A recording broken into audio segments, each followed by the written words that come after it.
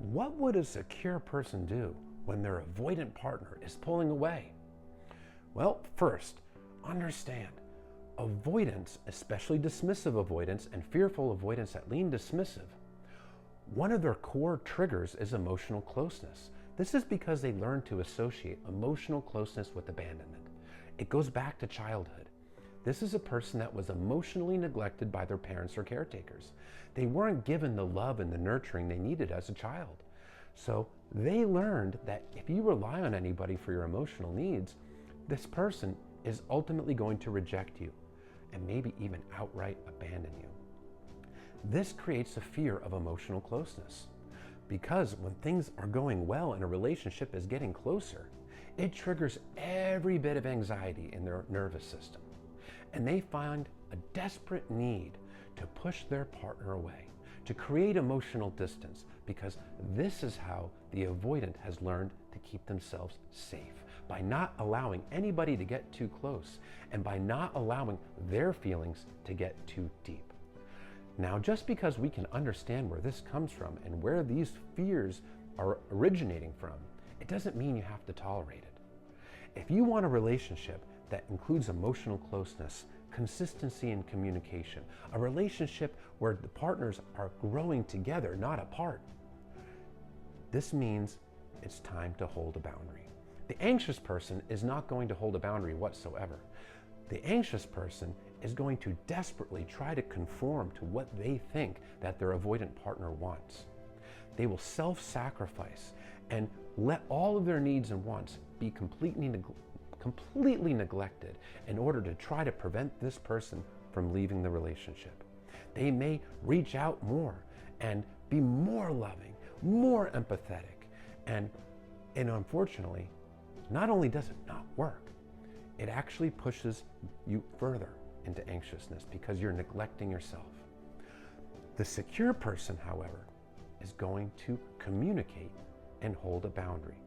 The secure person will feel anxiety because it's a natural human reaction to feel anxiety when a person that you love and care about is pulling away from you.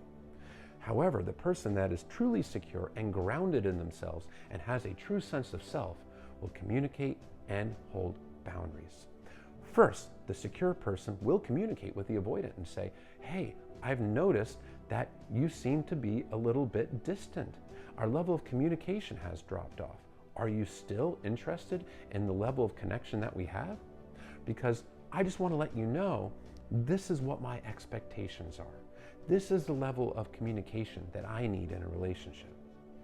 See, the secure person knows that asserting their wants and needs in a kind and empathetic way is not needy, it's not clingy, it's not demanding, it's healthy, it's secure.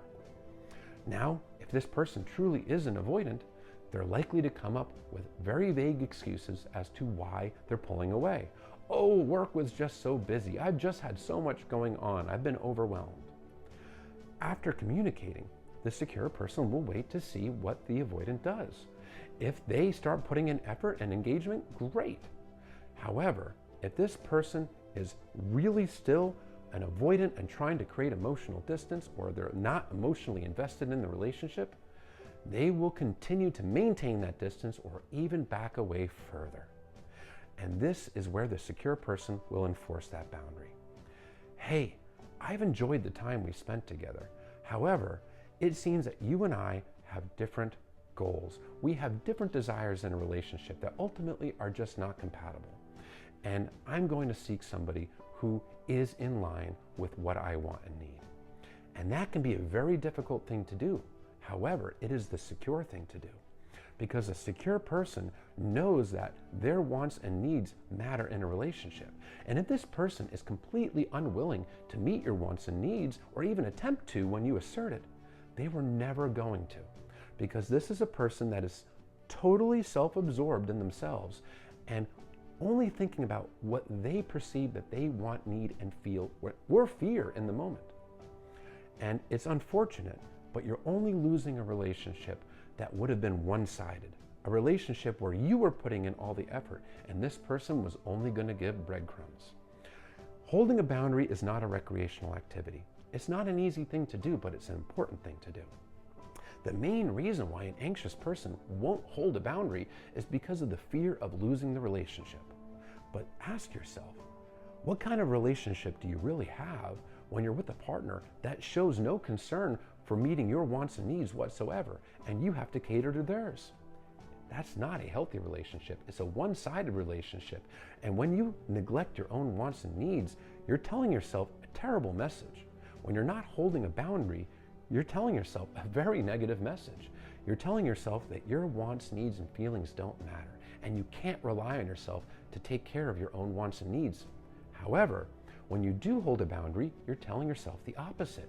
You're letting yourself know that you do have your own back, even when it's hard, and you can rely on yourself, that your wants and needs and feelings do, in fact, matter. It is easy to hold a boundary when you have no feelings for the person, but when you catch feelings, it becomes a lot harder to hold a boundary. But it becomes all that much more important, because if you don't hold boundaries, a doomed relationship will just prolong. A one-sided relationship will just drag on far past its expiration date. And you'll have spent time of your life, emotional energy that you can never get back, and you invested it in a person that was not investing it in you. When you hold the boundary, if it causes the end of the relationship, you are freeing yourself up to meet the person that is emotionally invested and is willing to put the effort into you that you were willing to put into them. Don't sell yourself short. Your wants and needs do matter, and you're not being needy for holding your ground and asserting your wants and needs in a kind and empathetic way.